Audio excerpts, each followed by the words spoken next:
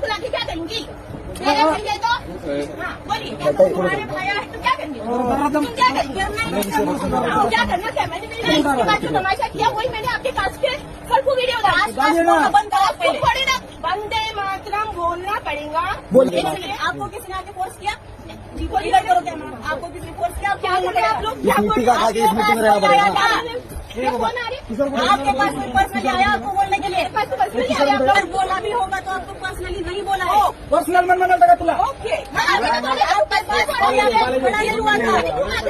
बोलना ही पडेगा. अरे आपको पर्सनली बोलायला भारत स्वातंत्र्यामध्ये होता ज्यावेळेस भारतावर इंग्रजांचं राज्य होतं त्यावेळेस भारताला सर्वांना एकत्र करण्यासाठी आणि भारताला पारतंत्र्यातून काढण्यासाठी वंदे मातरम गीताच्या खाली सर्व एकत्र आले होते. तेव्हा आपल्याला आज भारताला स्वातंत्र्य मिळलंय.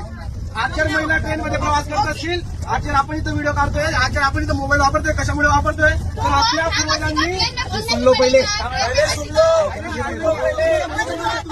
ऐकून घ्या.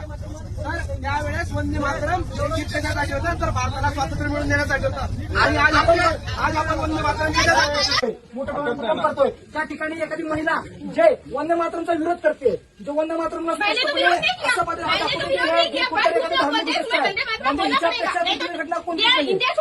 याचा अर्थ असा आहे की त्या महिलेच्या मनामध्ये किती पण नफरत भरली आहे देशाप्रती.